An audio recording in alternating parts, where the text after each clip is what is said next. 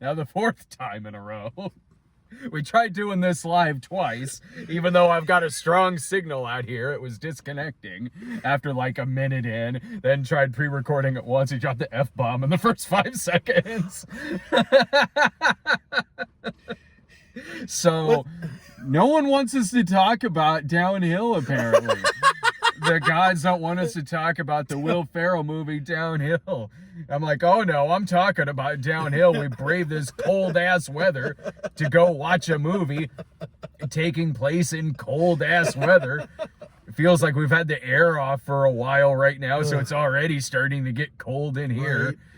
Let's talk about this movie. Okay. I had never heard of this movie until a week ago. Right. Until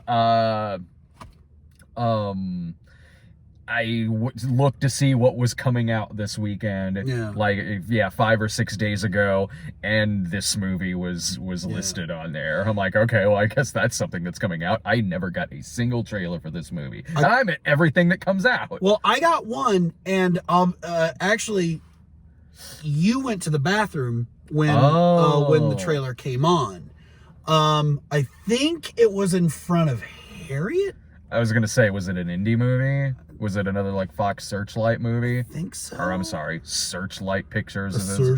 Searchlight Pictures as it's called now, because this is the first one after Disney bought Fox. So they've taken Fox off of Fox Searchlight Pictures and redone their logos and everything. So it's just Searchlight Pictures, and that looked weird in front of it. Like, I'm used to the other logo. This just looks like you left something out. I'm a filmmaker for Searchlight. So you know that I make very pretentious movies. Do you think this movie was pretentious? Yes. This is the dramedy with, if you're like me and you hadn't gotten a trailer for this, this is the dramedy with Will Ferrell and Julia Louis-Dreyfus, where they go on a ski to their family, and they go on a ski trip together. They have 2 sons, and when they're out on this like patio restaurant outside, a loud bang goes off, an avalanche happens, and it's heading their way, and there's like kind of this moment of panic where it looks like, oh, this might actually be pretty dangerous. And instead of staying there or doing anything heroic or anything like that, or even just like staying with his family, Will Ferrell just like gets up and bolts, and it's like it then becomes this very dramatic thing between this family, because the kids look at him like a coward. She does the same thing. He tries like kind of spinning it in another direction. They're all just kind of saying things in their head but not really talking it out with each other, and it really is kind of this thing where it looks like it has the potential to like rip this family apart. And when I was watching it, I was thinking like, I'll bet you the script for this movie looked really good. Like, I'll bet you it looked good on paper. I'll bet you the scenes read perfectly fine. It didn't surprise me that it's a remake, and when I saw what the title of the original was, I was like, oh yeah, I remember that movie. I haven't seen it, but I remember when the original came out and it getting pretty good reviews. So I'm like, I do see this working. And when I was watching it, I kept thinking through my head, why isn't this working? Because there's a lot of things I thought that did work. There was dialogue that I thought was fine. There was conversations I thought were fine. Through a lot of it, I was thinking, you know, I'd be okay with this movie if I was just at home watching it on Netflix. Right. If this were like, a Netflix movie, and I'm just at home, I'm like, that's where this belongs. Right. This belongs to be watching it at home for 86 minutes, and that'll kill an hour and a half, and it's fine. To see it in theaters, right, this did not really feel like I should be out at this time of night in this weather, watching this movie, especially after right off of Marriage Story, which is a way better movie about a troubled marriage in every way, shape, or form. But there were things about it I thought worked. I thought the acting was really good. Yeah. Yeah. Julia Louis-Dreyfus, especially in the monologue that For she sure. has when she finally kind of cuts loose and tells what happened, and she's crying, and this is all happening in front of a couple of friends of theirs. Yeah. It's one of the better Will Ferrell performances I've seen in a long time. Yeah. I thought. Again, Stranger Than Fiction, is still one of my favorite Ferrell. yeah, he was good in that. He's way better in this than he is in his last several movies that I saw. And I even liked how, because it's one of those movies where it's dealing with a common theme that you see in a lot of his movies, where he always plays this wuss husband, or just this just this kind of pussy dude.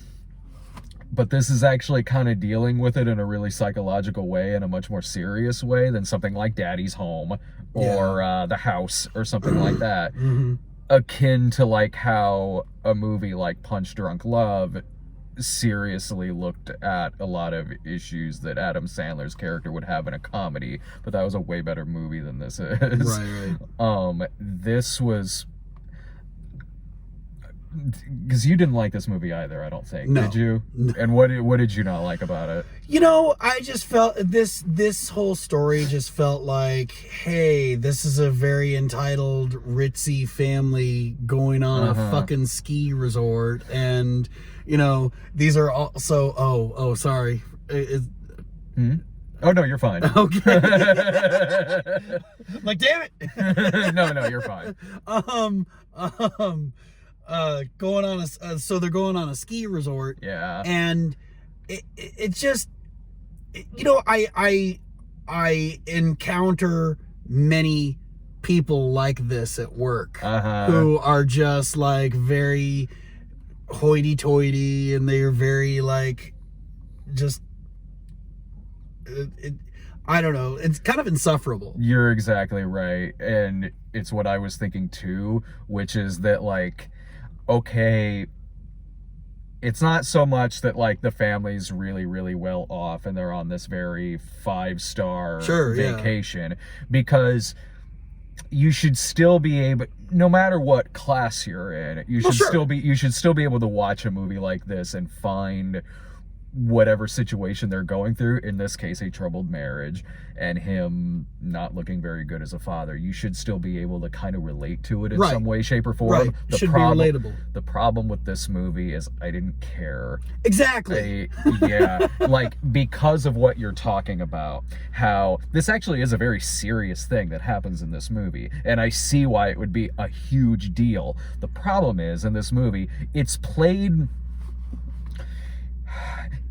like you're watching somebody at a restaurant complain about dirty silverware. Exactly. Like, and because of that, I'm like, this isn't coming across like you want it to come across. Yeah. And it's very... I didn't care if this couple stayed together or not by the end of it. I didn't care. I didn't care about that.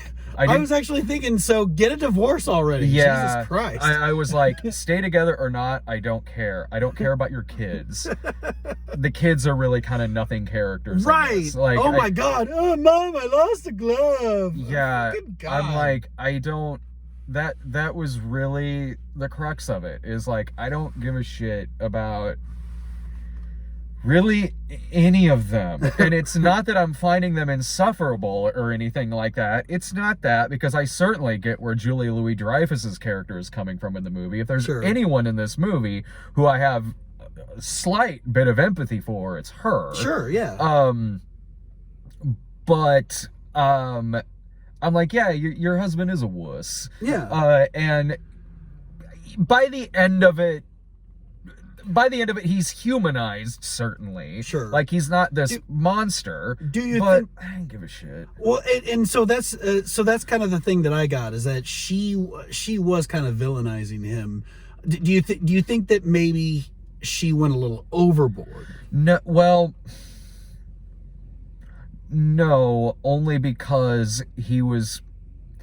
this is one of those movies too where it's like you just need to have a conversation with each other. Right. Like that's what was frustrating. Where it was like, this is a lot of things that could be solved with a really quick conversation very fast. And instead, he's cowering about this, coming up with excuses to not talk about it, inviting people over to cause a distraction. And it's frustrating. It's frustrating watching it because again, it's like this, you're just like, you're just a wuss. Like, so where I don't think that she went overboard is because of how much he did that and let this drag out for days and was even lying at one point and saying like, well, I didn't see it like that and things like that. I'm like, no, at that point, I get why her character kind of snapped the way that she did. Right. Now, having said that, what was... That was weird. Yeah, to pull away. He didn't want to spoil. He didn't want to hear a spoiler. Oh shit! They're talking about the movie. Yeah. No, I guess what I'm referring to more is like the ability, the inability she had to forgive him after he finally admitted, hey, you know, you're right, I was a coward and I'm sorry and all this other stuff. Well, I mean, it had to be prolonged because then the movie only would have been an hour long. No, I got where she like, yeah, finally he does come clean about it, but it is because he's drunk.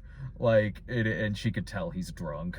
And I mean, again, in terms of Will Ferrell being cast in this role, that was another thing I liked too, was that we've seen him be like the drunken oaf so many times in movies, and in this, like his cowardice in some scenes, it's played more straight than it is in another movie, and I liked that. Whereas her not forgiving him right there, I also get it because again, this was something she says in the movie, like, you let this drag out for 4 days and made me feel like an asshole in front of people and lied about it and things like that. So I'm like, yeah, I get where she's coming from. I do. Did you not? I definitely agree that she, like if someone apologizes, I'm usually one that can forgive. Yeah. I'm not. I definitely don't expect anybody to like stop being mad. Yeah. You know, but definitely like it would have been nice to be like thank you. You know, like if somebody apologized to me for wronging me after so long, I'd be like, thank you. Now I'll get back to you with that forgiveness. Yeah. I thought that where it did end up was better than if it had just kind of ended there. Yeah. Like, because how it does wrap up at the end, I was fine with. I was like, yeah, exactly. I was like, this is a resolution that kind of makes sense. It's not like this family still isn't perfect by any means, and they still have a long road ahead of them. But this is a movie that I've seen. The guys who made this movie, Jim Rash and Nat Faxon, like I've seen them like script wise work on way better projects than this that also deal in similar themes, like the way are they big ski enthusiasts? I don't know. They're big into 80s movies with the skiing. Better Off Dead, Ski School. They are ski enthusiasts. Hot Dog, the movie. No, they didn't do those movies. I was kidding. They didn't do those films. I mean, if that's what you're looking for, just stay home and watch Hot Tub Time Machine. Right, yeah. Lou Dorshin. Yeah. They wrote The Descendants as well. But this, either just watch the original, which I hear is pretty good, or wait till this is on Netflix, which is where it belongs. And even then, chill. Yeah. You'll be very cold watching this movie, just like we are right now. It's freezing in here. God, I can't believe we talked this long about this movie. Right. Longer than the movie. Yeah, it is. Any final thoughts about this, really? No, I'm with you. Don't go to the theater and see this. This isn't worth it. I mean, it's a major step up from Holmes and Watson in The House and Daddy's Home too. Wow, really? Yeah. Oh God, is this better than Holmes and Watson? I mean, I hadn't. Okay. Sorry, for a second there, I was actually thinking Robert Downey Jr. Sherlock Holmes. Sorry. Yes. That's a random movie to compare this to. Well, yeah, no, but once it registered. Oh man, this movie's way better than Legend of Hercules. But once it registered as that fucking dumbass Holmes and Watson movie. It's wildly better than that. Like I'll give it that. It's not Holmes and Watson. It's a step in the right direction. It's just not a home run by any means. Right. Yeah. So all right. Well, I'll be back tomorrow with Fantasy Island, and I think sometime during the week Laura and I are gonna see The Photograph. So I will be at home in the heat. Exactly. That's where I'm going to right now. Oh God, it's freezing. All right, everyone. Thanks for watching. Take care.